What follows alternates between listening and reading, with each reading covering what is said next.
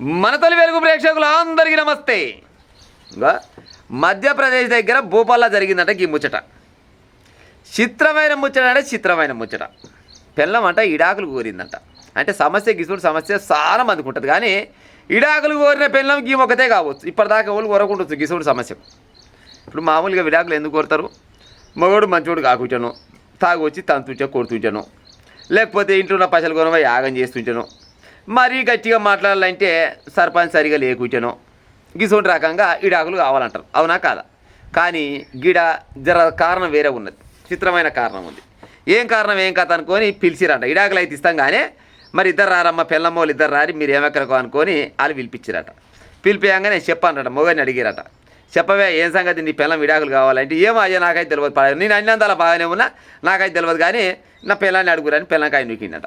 పిల్లాన్ని అడిగిరంట, చెప్పమ్మమ్మ నువ్వు చెప్పమ్మ నీకేమక్కడ విడాకులు కావాలంటే నా మొగడు పాడైపోను పంతప్పుడు నైట్లా ఒకటే గుర్రు కొడుతున్నట. గుర్రు అంటారు కదా చాలామంది, మా తెలంగాణలో అయితే గుర్రు అంటాం.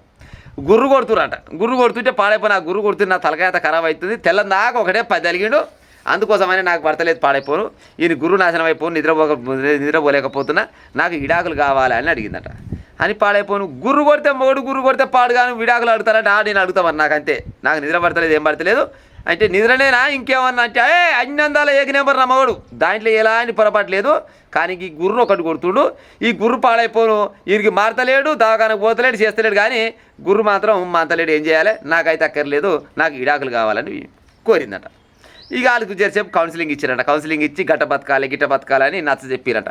ఏది చెప్పినా సార్ నాకు మాత్రం విడాకులు ఇప్పిస్తారా ఇప్పారా అని అన్నదట. మొగని అడిగారట, ఏమే మరి అంటే ఇక ఆమె ఇష్టం నా ఇష్టం సార్, మరి అది నీ గుర్రు అయితే నాకు దగ్గకాలం లేదు పాడైపోయిన, అది ఇయ్యాల కాదు నాకు ఆపద నుంచే ఉంది, అది ఇవాళ కొత్తగా వచ్చింది కాదు, సరే ఓ రోగమో నొప్పి అంటే నేను ఏరుకోరి తెచ్చుకున్నా అంటే గట్టెందుకు పోయినో తెచ్చుకున్నావు అంటే నా తప్పు అవుతుంది, గుర్రు నేను తెచ్చుకున్నాను సార్ కావాలని, అది వచ్చి పాడైతుంది నేను గుర్తున్నాను నేనేం చేయ అని మొగడన్నాడట.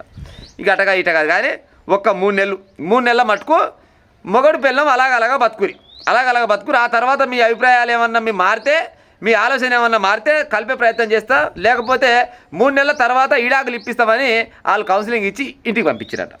మొగనంతలా మొగడు పోయిండు, పిల్లమంతలా పిల్లం పోయిందట. వాళ్ళంతలా వాళ్ళు ఉండేసరికల్లా పాడైపోను నెత్తి మాస్తారకే నెలొచ్చే, వస్తుందా వస్తలేదా, నెత్తి మాస్తారకే నెలొచ్చే పాడే అడిగి చూస్తారకల్లా మొగడు ఉన్నప్పుడేమో ఆ ఖర్చులు ఈ ఖర్చులు పాడైపోను, అన్ని అందాలనే 1 2 పాడైపోను, ప్రతి దానికి ఖర్చు అయితేనే ఉంటుంది. మరి ఖర్చుకు భయపడ్డదా, లేకపోతే ప్రేమ తక్కువైందా, లేకపోతే ఆదరణ తక్కువైందా, లేకపోతే ఇంకేదో తక్కువైంది అలా కూడా విషయం, కానీ ఏదో రకంగా ఆమెకు కొద్దిగా అంతా వెలితి అవపడుతుందట, మొగలు లేని బాధ అవపడుతుందట. 1 నెల ఒక్క పట్టింది, 2 నెలలు ఒక్క పట్టింది, 3వ నెల అయితే అమ్మర కొడుక నా బల్ల అయి పాడైతలేదు.